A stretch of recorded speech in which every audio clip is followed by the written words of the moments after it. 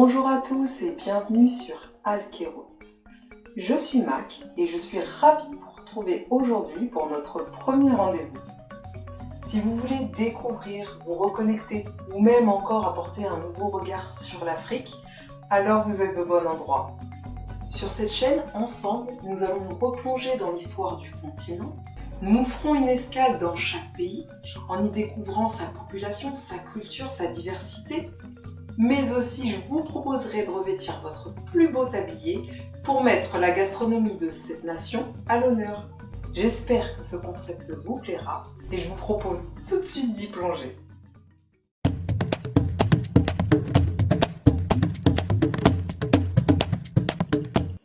Allez, c'est parti pour le point d'histoire. L'Afrique, ou encore Africa, est le troisième continent le plus grand. Il occupe aussi en termes de démographie la deuxième place puisqu'il représente 17% de la population mondiale.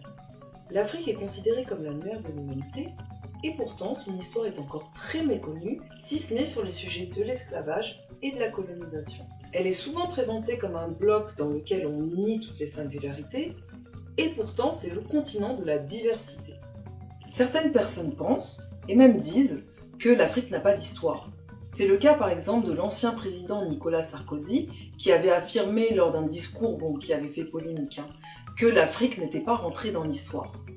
Alors oui, il est vrai qu'il est difficile de retracer l'histoire de l'Afrique du fait qu'il y ait trop peu de sources écrites pour légitimer la transmission orale, mais avec les avancées scientifiques, il est possible à notre ère de reconstituer l'histoire de manière fiable.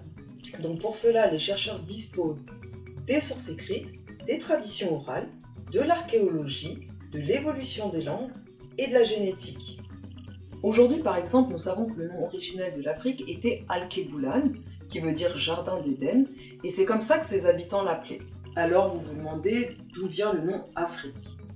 Plusieurs hypothèses ont vu le jour, mais nous allons nous attarder sur la plus probable.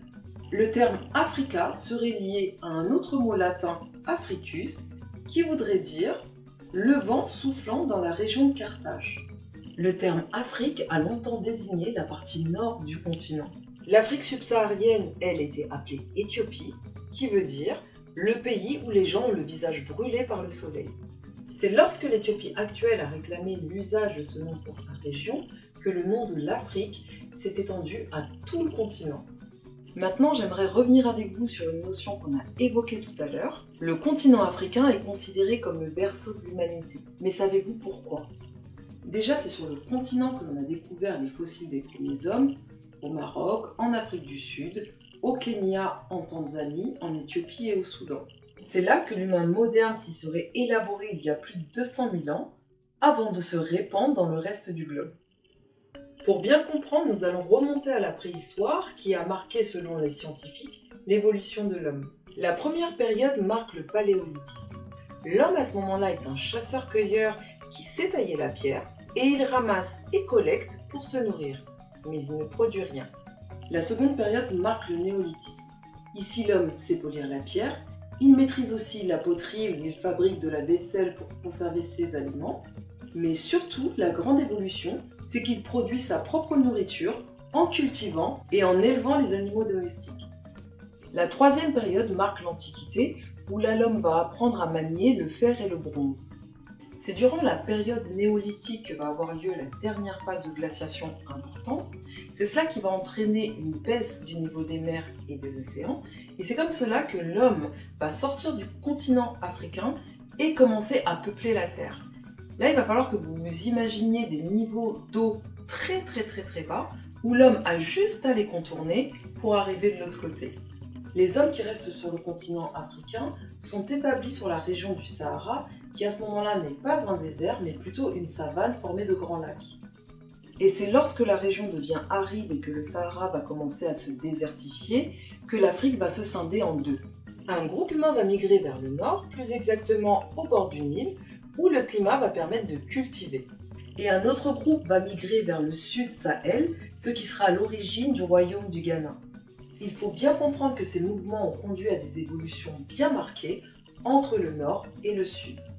Les hommes autour du Nil vont apprendre à utiliser le fer et maîtriser la nature autour, ce qui permettra une forte production de blé et permettra à ce qui va devenir l'Égypte de devenir une grande puissance.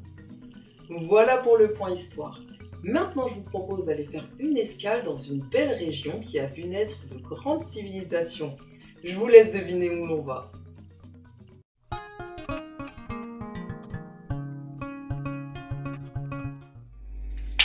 Vous l'aurez deviné, le premier pays que nous allons visiter aujourd'hui est l'Égypte. On oublie souvent que l'Égypte est une nation africaine. Située au nord-est de l'Afrique, l'Égypte est avec ses 102 millions d'habitants le troisième pays du continent le plus peuplé. Sa population vit majoritairement au bord du Nil qui traverse le pays du nord au sud et le climat y est chaud et sec. Bon, vous avez déjà tous entendu parler de l'histoire de l'Égypte antique qui, au moment de sa gloire, s'étalait du nord de la Syrie au Soudan.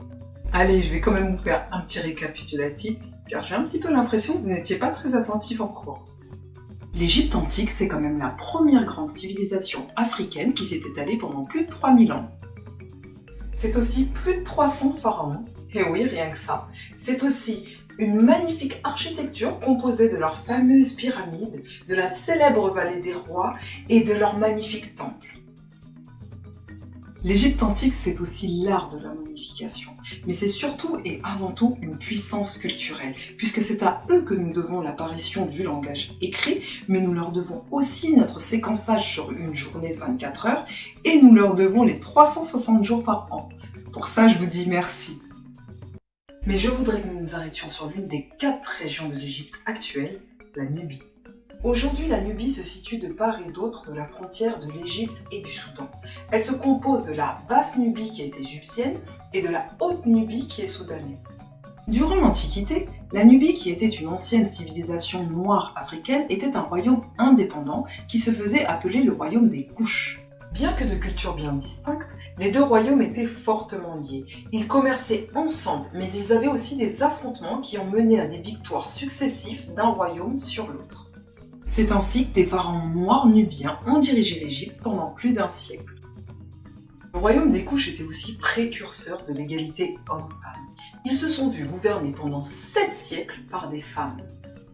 Toutes les femmes régnaient sur leurs troupeaux et leurs foyers, tandis que les maris faisaient les durs labeurs.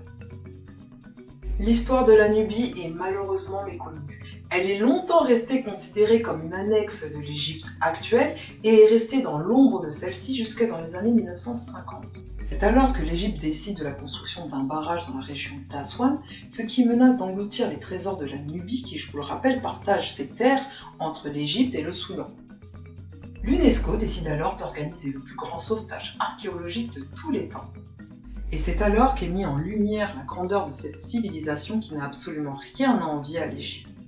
Malheureusement, une grande partie des terres nubiennes sera submergée, ce qui obligera la population à quitter les bords du Nil et à se replier vers les campagnes du sud et les grandes villes. Voilà pour l'histoire de l'Égypte et de la Nubie.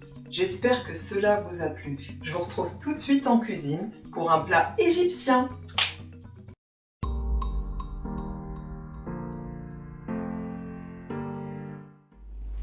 Allez, passons à la partie que vous attendez tous.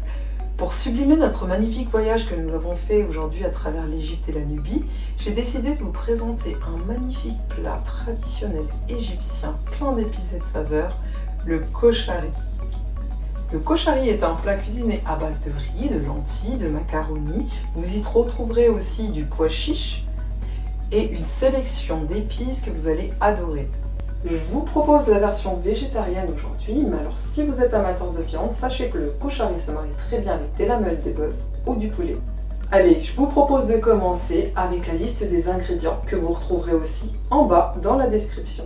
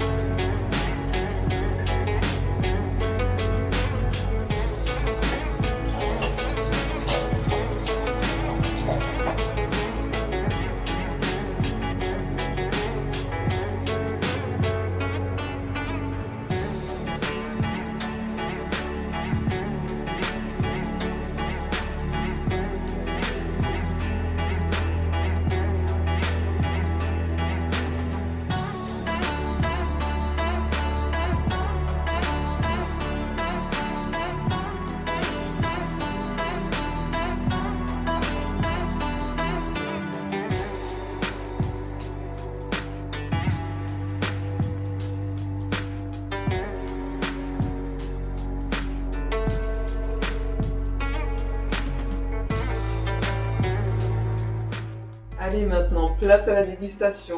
Bon appétit!